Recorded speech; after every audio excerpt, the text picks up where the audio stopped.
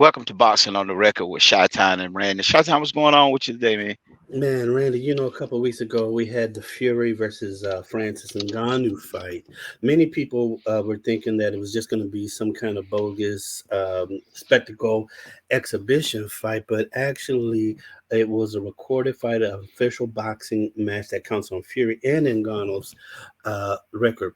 Many people have spoken about it, but I want to address one thing about that fight, Randy, and that is how Fury got exposed. Without a shadow of doubt, after watching that fight, reluctantly watching the fight, but then being entertained, especially when Fury went down in the third round, I was more convinced than ever that two things actually, Randy, and that is that Wilder won the first fight, and then the second thing is that Fury is a cheat. We've always known Fury to be a cheat.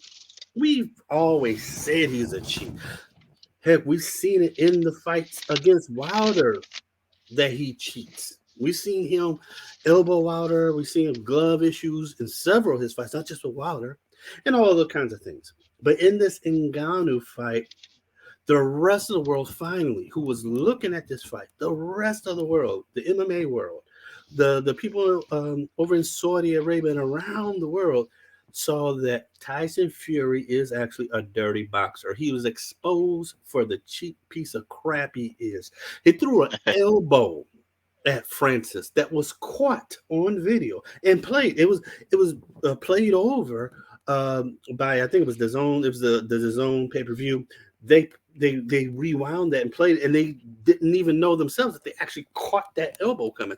So little stymie Timmy Bradley was commenting on that round and commenting on what he was seeing happening as the video was playing, and then he saw that elbow.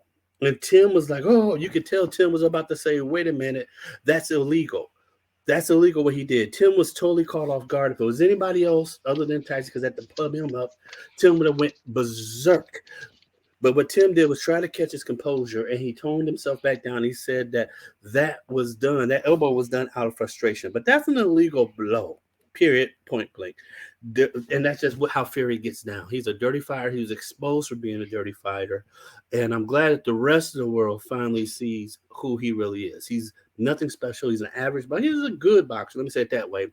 But he's not elite. He's not above, average. Or, I'm sorry, he's not above good. He's not elite. He's not super elite. He's not a person that can fight in every generation. He just happens to be the great whatever hope right now that they're trying to give him all this stuff because they have nobody else. And what's really going his way is his height and his size. Randy, what you got on all of that? Um, I'm feeling you with that. I really am. It turned out to be a good fight. Of course, I didn't tune in to after he got uh knocked down because I mean y'all was in the you and Underground was in the group chat texting and I was kind of in on it, but I wasn't watching it, so I didn't uh really stay up on what y'all had going on because I knew that y'all was talking about the fight. But when Underground put in there that Tyson went down in the third round, I said, "Hey man, let me turn to this fight." So when I turned to the fight, man, I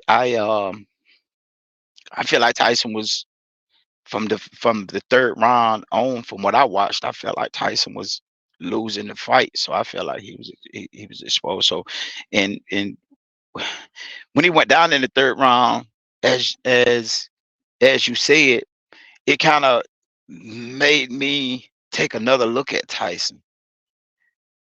I look at the fact that I think, which I always know he was a cheat.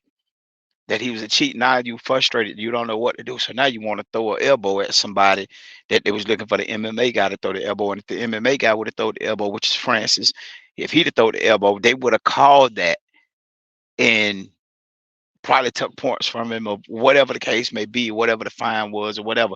But then when your man throws the elbow, there's no problem.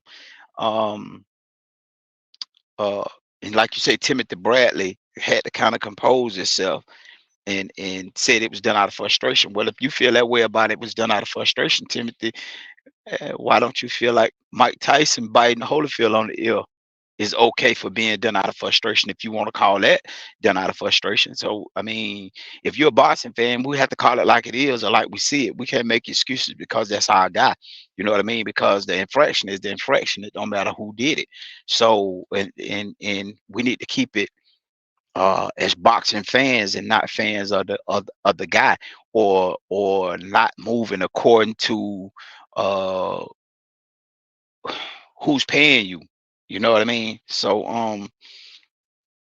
and you were saying about Tyson being the average fighter. I think he's just an average fighter too. I think Tyson thing is he has just been bigger than everybody he's fought. And a lot of times when you bigger, you don't have to do as much as the man have to being smaller than you, because you can get away with some things that the smaller guy can't get away with. Because even if you hadn't trained well and you bigger, it's more likely you can knock the person out or keep the person off of you just by sheer size alone.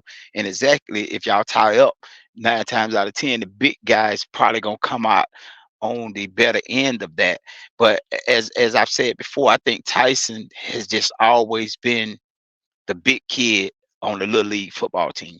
He has always been that little kid that was 6'2", and he was 10 years old and wore 240 pounds, and all the other kids are like 5'3" or 4'7", and they only weigh 110 pounds. So I think that's what got him to where he is. Almost kind of, to me, I almost kind of like the Klitschko brothers. They was always bigger than everybody else in heavyweight, so they didn't really have to. They had skills, now don't get me wrong, but they weren't superior. They didn't have to do everything everybody else had.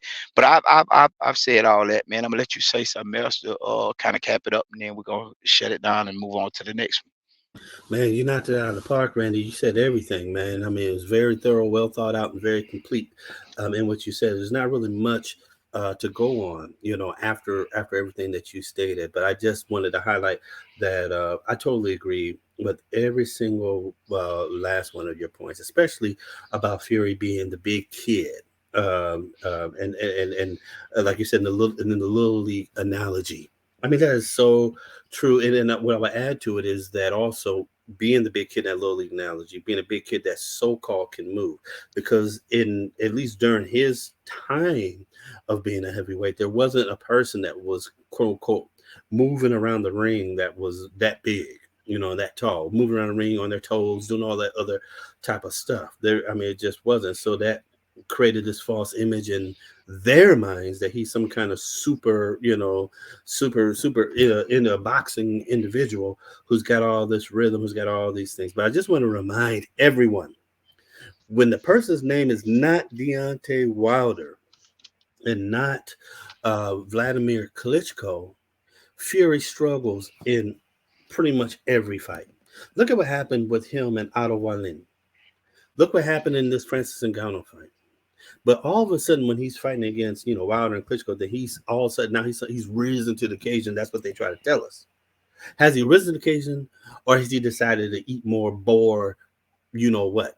So he can get some kind of speed. His hands, trying to make his hands extra tough by dipping them in with hot rocks and all that type of stuff. Is he doing cheap shots? Is he getting rid of the hairs out of his gloves so that he could, be more explosive and his punches could be more impactful? Fighting against all these other individuals, he don't need to do that because they're not on a so-called superstar level. And what happens to him? Gets the schnizzy beat out of him, man. So, anyways, Fury's been exposed. He's a cheat. He's garbage. He's trash. I have no respect for this dude. No lineal or nothing. I don't even know why they run that. That's all I got on that. You got anything else, Randy? Well, in the follow up on the being exposed, I feel like he was exposed because um um Francis did something no other fighters have done for Tyson. Everybody has hit that has fought Tyson, and that made it easier for him to look good. And like I said, the bigger man generally wins when they get in a fight. Francis did not fight Tyson. Francis came in and countered Tyson. He came and countered Tyson. Tyson didn't know what to do because he never prepared for somebody that he got to go to. Everybody came to him. Everybody bought the fight to him, or everybody traded out with him. So I think that's what made him frustrated to shoot the bow, because I mean he don't know what to do now, because he ain't prepared for that. But I'm gonna leave it right there, since we at this 10-minute mark, and since you did your recap, I did my recap. Yeah, you We're shut out it of down, here man. Peace. like last year. Peace.